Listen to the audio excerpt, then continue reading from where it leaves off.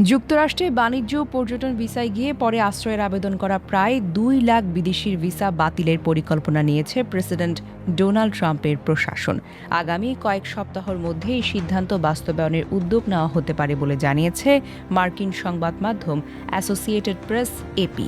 এপির হাতে আসা মার্কিন পররাষ্ট্র মন্ত্রণালয়ের একটি নথি এবং ২ কর্মকর্তার বক্তব্য অনুযায়ী ২০১৬ থেকে ২০২৬ সালের মধ্যে B1 ও B2 ভিসায় যুক্তরাষ্ট্রে গিয়ে আশ্রয়ের আবেদন করা ব্যক্তিদের একটি বড় অংশের ভিসা বাতিলের সিদ্ধান্ত নেওয়া হয়েছে। মার্কিন কর্মকর্তাদের ভাষ্য, পররাষ্ট্র মন্ত্রণালয় ও স্বরাষ্ট্র মন্ত্রণালয়ের যৌথ উদ্যোগে আবেদনকারীদের শনাক্ত করা হবে এবং এরপর তাদের ভিসা বাতিলের প্রক্রিয়া শুরু হবে। এ বিষয়ে মার্কিন পররাষ্ট্র মন্ত্রণালয়ের মুখপাত্র টমি পিগট এপির কাছে পরিকল্পনার বিষয়টি নিশ্চিত করেছেন। তিনি বলেন, অনেক বিদেশি স্বল্পমেয়াদী দর্শনার্থী হিসেবে যুক্তরাষ্ট্রে প্রবেশের পর আশ্রয়ের আবেদন করেন এবং পরবর্তীতে দেশটিতে স্থায়ীভাবে বসবাসের চেষ্টা করেন।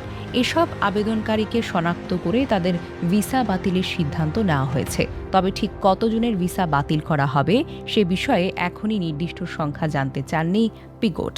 তিনি বলেন, প্রক্রিয়াটি চলমান থাকায় চূড়ান্ত সংখ্যা এখনই বলা সম্ভব নয়। এ উদ্যোগ বাস্তবায়িত হলে এটি যুক্তরাষ্ট্রের ইতিহাসে এককভাবে সবচেয়ে বড় ভিসা বাতিলের ঘটনা হতে পারে। তবে ট্রাম্প প্রশাসনের এই পরিকল্পনা আইনি চ্যালেঞ্জের মুখে পড়তে পারে বলেও আশঙ্কা রয়েছে। বিশেষজ্ঞদের মতে, ভিসা বাতিলের পাশাপাশি আশ্রয় প্রার্থীদের যুক্তরাষ্ট্রে অবস্থানের বৈধতা, চলমান আশ্রয় মামলা এবং সম্ভাব্য বহিষ্কার এসব বিষয়েও আইনি প্রক্রিয়ার সঙ্গে জড়িত হতে পারে।